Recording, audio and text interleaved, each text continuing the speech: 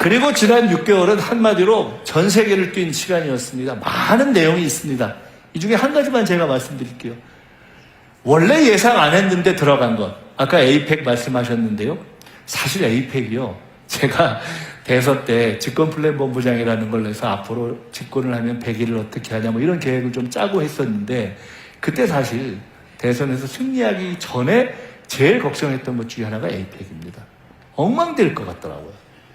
근데 제가 막상 우리가 대선에서 승리한 다음에 이게 총리가 준비위원장인데 제가 총리가 돼가지고 저걸 준비위원장 할 줄은 정말 몰랐습니다.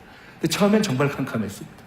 근데 참으로 하늘이 도와서 저희들이 잘 만들어냈는데 그 결과 중에 에이펙 정상회의에 문화 창조 산업을 에이펙의 앞으로 새로운 영역 전략 산업으로 넣자라는 것을 합의를 만들어냈는데 저것이 그렇게 간단한 것이 아니었습니다. 제가 구체적으로 말씀을 못 드리겠지만 참가했던 중에 꽤 힘이 있는 나라들 중에서 상당히 부담스러워한 내용이었습니다. 왜?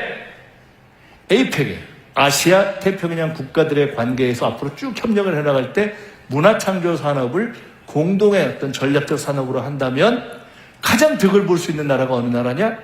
한국이 되기 때문에 이런 내용들이 하나하나 들어간 것입니다. 여기서 제가 하나만 더 말씀드리고 싶습니다. 대통령이 외교를 잘한다고 생각하십니까? 못한다고 생각하십니까? 잘하죠. 최근에 여론조사를 보면은 이재명 대통령에 대한 국정에 대한 여러 가지 평가가 있는데 그 중에 잘한다고 생각하는 이유 중에 제일 1번이 뭐냐? 외교를 잘한다예요. 근데 이게 너무 이상한 거예요. 이재명 대통령께서 김대중 대통령님처럼 민주화 운동을 하다가 망명을 해서 미국이나 일본에서 상당 기간을 계시면서 그렇게 이렇게 외교적 훈련을 한 그런 분이 아니잖아요. 누구처럼 외국에 유학 가서 막 한 유학파도 아니잖아요. 뭐 평소에 외교관계위원회에서 뭐 외교를 오래 갈고 닦은 분도 아니잖아요. 근데 왜 이재명 대통령이 외교를 잘하시지? 저는 사실 잘할 줄 알았습니다. 왜? 당에 계신 분들은 혹시 기억하실지 모르겠어요. 우리가 예상치 못했던 계엄이 일어나고 그래서 대선이 시작되기 전에 그냥 일상 시기에 당시 당 대표였던 이재명 대표께서 거의 매주 빼놓지 않고 한 일정이 하나 있었습니다. 그게 뭐였냐? 서울에 있는 주한 외국 대사들과의 만남이었습니다. 그걸 쭉 지속적으로 했어요. 저는 그때 이분이 준비를 하고 계시구나 이렇게 느꼈습니다.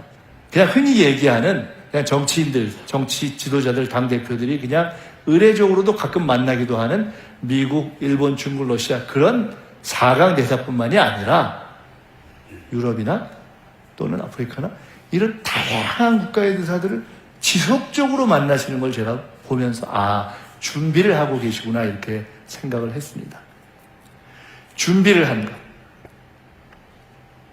그 바탕에는 국가와 국민을 위해서 국정을 맡겠다는 의지도 있었고 책임감도 있었고 그러한 바탕들이 다 쌓여서 저는 지난 6개월 사실 계엄 직후 6월 4일에 우리가 대통령 선거 끝나고 나서 불과 열흘이 되기 전에 첫 해외 정상 외교 활동이 시작됐습니다.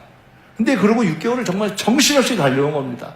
정신없이 달려서 이제 한 12월 중순쯤 돼서 이제 조금 끝나고 일단 외교 끝나고 호흡 조금 가다듬고 숨 좀 돌릴 수 있나 했더니 바로 또 업무 보고를 해가지고 우리를 또 피곤하게 하는 이런 대통령. 그래도 6개월 동안 열심히 했다 이렇게 인정하실 수 있죠?